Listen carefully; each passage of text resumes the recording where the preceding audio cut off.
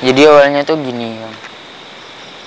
Awalnya kan cerita ini bermula di tahun pertengahan 2017 kalau nggak salah. Di situ pas libur sekolah, ya namanya anak muda kan nyari hiburan. Nah kebetulan teman-teman pada nyaranin buat naik gunung. Dan gunung yang disaranin tuh kebetulan Kerinci, tahulah kan Kerinci, puncak tertinggi di Sumatera. Awalnya sempat ragu naik ke situ, tapi karena teman-teman pada nyupport, pada bilang udah pasti sanggup, ya udah akhirnya mutusin buat naik Kerinci. Buat tanggal sih saya lupa, tapi seingat saya itu hari Kamis. Jadi Kamis pagi kami berangkat dari lokasi rumah kami. Sampai sana kalau nggak salah jam 8 malam. Jam 8 malam kami beres-beres. Kami nyiapin alat-alat yang dibutuhin buat besok. Terus nyiapin mental. Nah singkat cerita, paginya kami udah pada mau ke base camp. Di perjalanan tuh di sini mulai ada titik ganjilnya, Bang. Titik ganjilnya itu awalnya teman saya yang cerita, dia tuh 3 malam berturut-turut. Oh ya, kebetulan teman saya ini 3 hari lebih dulu daripada rombongan kami. Kami ada 2 rombongan, sekitar 12-13 orang lah di rombongan kami. Di situ dia cerita kalau 3 malam berturut-turut sebelum pendakian dia tuh ngimpi aneh, Bang. Dia ngimpi dikejar sama harimau, nenek kalau orang sini bilang. Pas denger dia cerita gitu, ya namanya kami masih anak-anak muda, masih anak remaja kan, kami mikirnya cuman oh ya udahlah, biar mungkin cuman bunga tidur. Nah pas posisi itu kami tuh nggak mikir neko-neko, tapi seiring berjalannya waktu kan si Maksi udah keurus, semua udah siap berangkat, kami ngumpul, kami doa di sana, kami buat lingkaran, kami doa. Setelah doa itu selesai, entah ngapa, mungkin saya sendiri yang berpikiran cuma kayak itu, apa yang bakal terjadi nanti di pendakian kan. Karena jujur saya pemula, Bang. Saya baru pertama kali ndaki dan itu langsung di Kerinci. Terus awal pendakian sampai ke Bangku Panjang semuanya normal, netral, nggak ada gangguan sama sekali, umumnya orang daki lah. Terus kami sebelumnya sempat diingetin jangan ngecamp di pos 1 katanya, di shelter 1 katanya, sorry. Kami pertama memang agak ragu buat ngecamp di shelter 1, tapi karena waktu udah lebih dari jam 4 sore dan kami posisi itu ada ceweknya, Bang, ada ceweknya 3, dan ceweknya kayaknya udah nggak kuat ngelihat kondisinya kan, akhirnya kami mutusin ngecamp di shelter 1 sampai jam 5:30.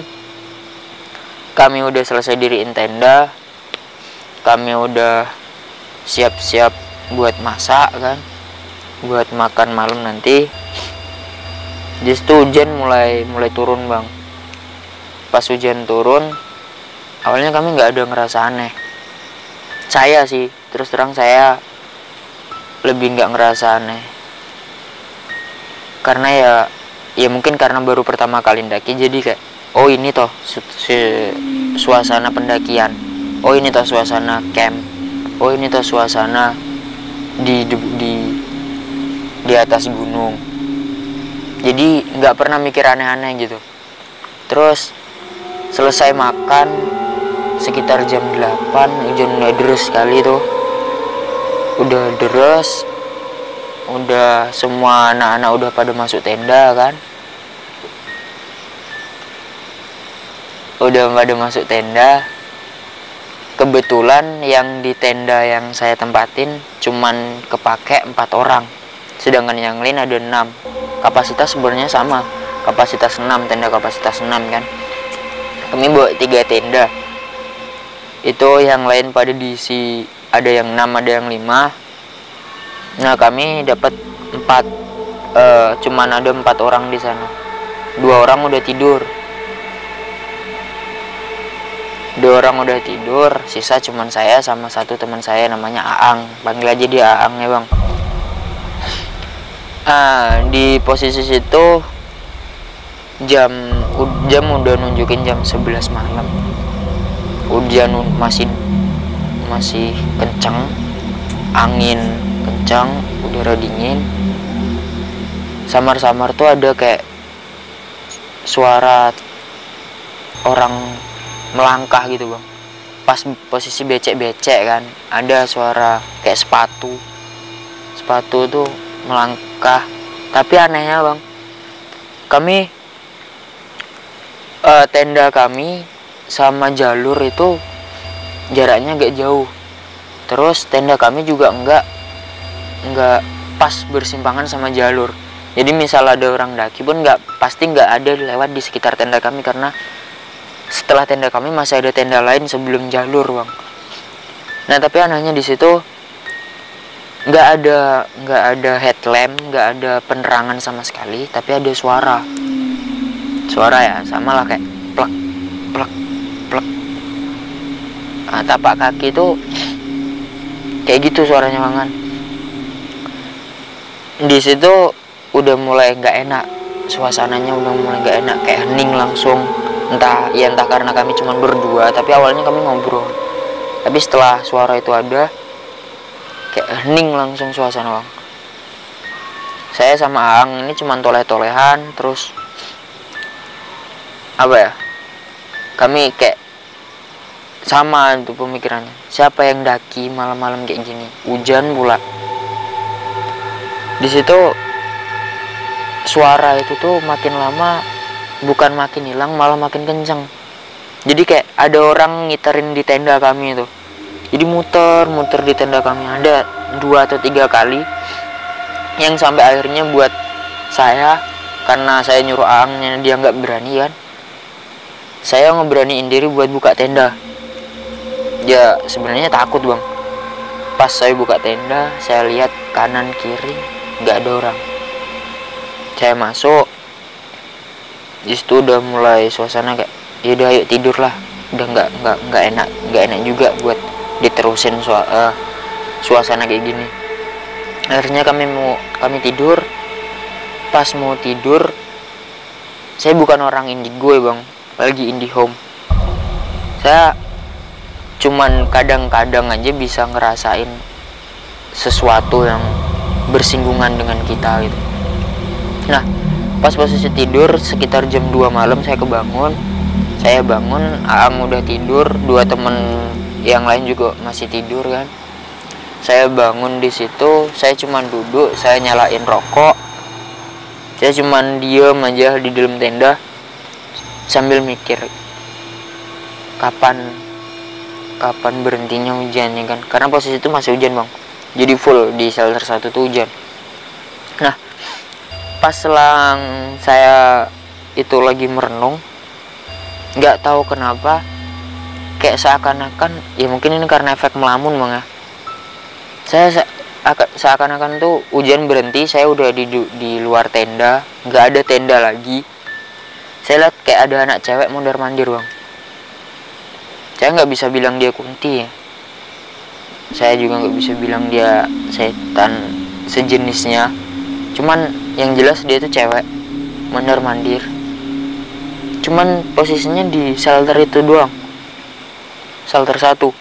Jadi dia ke atas, belum sampai atas kan. Di shelter 1 kerenci itu kan pasti ada di atasnya itu ada pohon yang ya bisa dibilang besar lah kan.